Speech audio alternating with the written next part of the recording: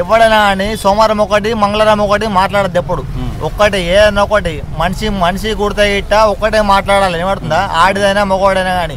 Namaskar, welcome to people's talk. So ఈ రోజు అయితే మనం జగిత్యాలకు చెందినటువంటి రైకల్ మున్సిపాలిటీలో అయితే ఉన్నాం. నిజామాబాద్ పార్లమెంట్ లో ఎవరు గెలుస్తారనే ఒక పబ్లిక్ టాక్ అయితే అడగడానికి వచ్చాము. సో ఒకసారి అడిగి తెలుసుకుందాం. అన్నా నమస్కారం అన్న. మన ఇప్పుడు ఎంపీ ఎలక్షన్స్ వస్తున్నాయి. ఇప్పుడు మన నిజామాబాద్ ఎంపీగా ఎవరు గెలుస్తారనుకుంటున్నారు? బీజేపీ నుంచి అరవింద్ ధర్మపురి గారు ఉన్నారు, కాంగ్రెస్ నుంచి జీవన్ రెడ్డి గారు ఉన్నారు, బీఆర్ఎస్ నుంచి బాజిరెడ్డి గోవర్ధన్ గారు ఉన్నారు. ఎవరు గెలుస్తారని మీరు అనుకుంటున్నారు? మేమైతే అనుకుంటాం బీజేపీ. మీరన్నా? బీజేపీ పక్క గెలుస్తామని అనుకుంటున్నాం మేము. ఇక మరి బీజేపీ గెలకపోతే ఇట మేము ఇప్పటికీ మేము ఆటో వల్ల మాత్రం మేము ఇబ్బందులు పడుతున్నాం. ఇప్పటి కాంగ్రెస్ గెలిచింది కాబట్టి మాకు ఆటో మాకు బాగా బలం అవుతుంది.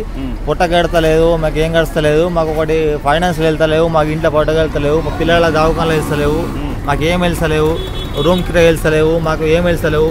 మాకు ఒకటి మాత్రం మాకు కావాలి. బీజేపీ మాత్రం మాకు ఖచ్చితంగా మాకు గెలాలి. బీజేపీ గెలిస్తే మీకు ఏమైనా జరుగుతుంది అనుకుంటున్నారా? ఖచ్చితంగా మాకు న్యాయం జరుగుతుంది మాకు.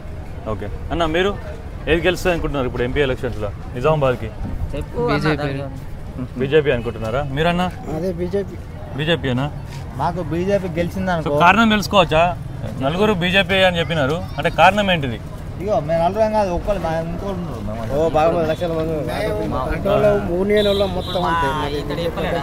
అధ్యక్షుడిని అధ్యక్షుడు మాట్లాడుతున్నాను నేను. అట్లా కాదు, కారణం ఏంటంటే మాకు ఆటోలకు ప్రాబ్లం ఉంది. మాకు ఆటో నేను మాట్లాడు మాకు ఆటోకు మాకు కారణం ఉన్నది. మాకు ఒకప్పుడు టీఆర్ఎస్ పార్టీ ఉన్నప్పుడు మాకు పొట్ట గడిచింది. మాకు ఫైనాన్స్లు కట్టుకున్నాం, మేము అన్ని కట్టుకున్నాం, రూమ్ కిరాయి కట్టుకున్నాం, ఫైనాన్స్లు కట్టుకున్నాం, మా అన్నదమ్ములు కలుసుకున్నాం, మా అక్కయ్యలు కలుసుకున్నాం, మా తల్లిలు కలుసుకున్నాం, మేము అందరం కలుసుకున్నాం.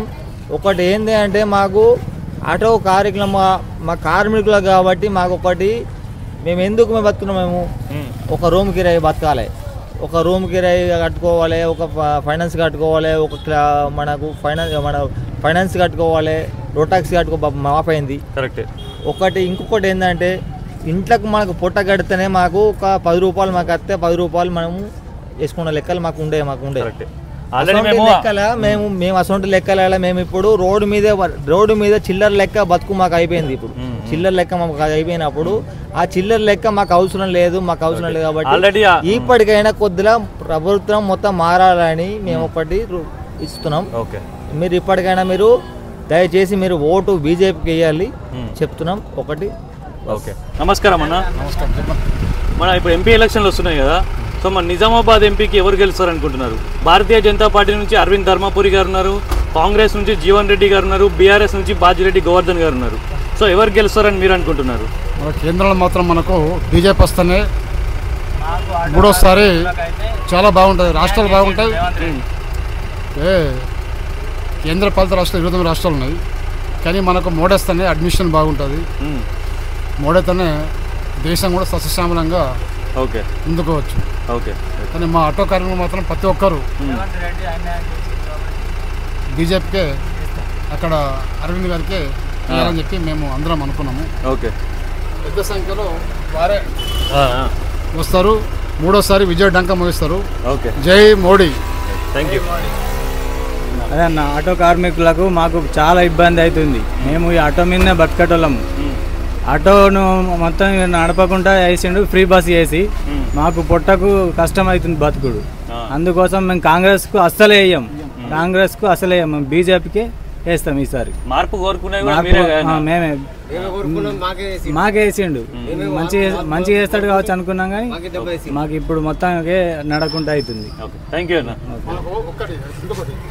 కేసీఆర్ రెండోసారి తెలంగాణ రాష్ట్ర పరంగా మనము అవకాశం ఇచ్చినాము, సరే బాగుంటుందని చెప్పని. కానీ ఏంటంటే మనకు కేసీఆర్ కూడా కొద్దిగా తప్పు, ఏది దళిత బంధు, రైతు బంధు, కానీ పేదవాళ్ళకి మాత్రం ఇలాంటి ఏ బంధు లేదు.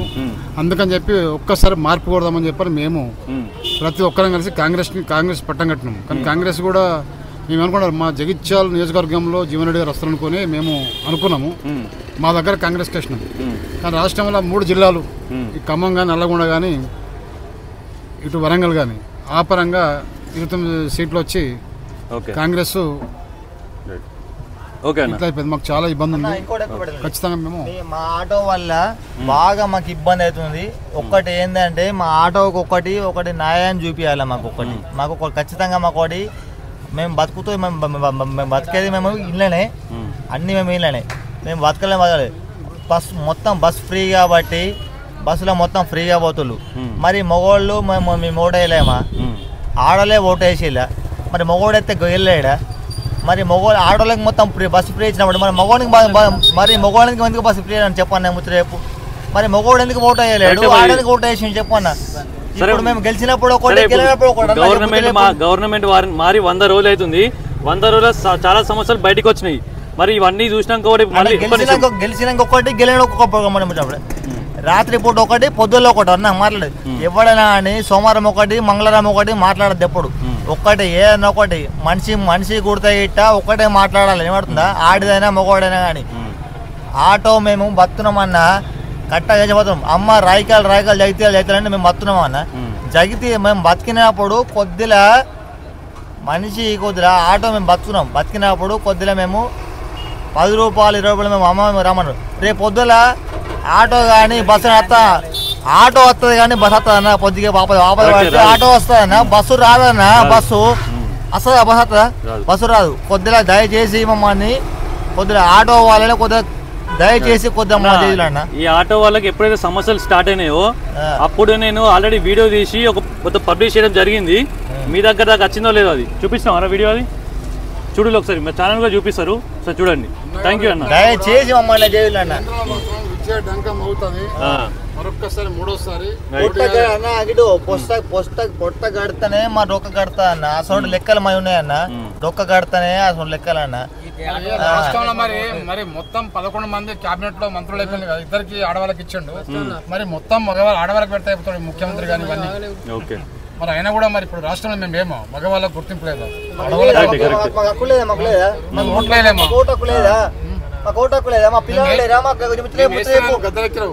గద్దెనెక్కి నువ్వు ప్రమాణ స్వీకారం చేసి ఫస్ట్ మాల స్కీమ్ పెట్టినావు. ఎన్నో స్కీములు ఉన్నాయి. గృహలక్ష్మి పెట్టు, గృహజ్యోతి పెట్టు. ఒక ఆటోకి ఒకటి టాక్సీ మాపి ఒకటి మాపేసి అంతే.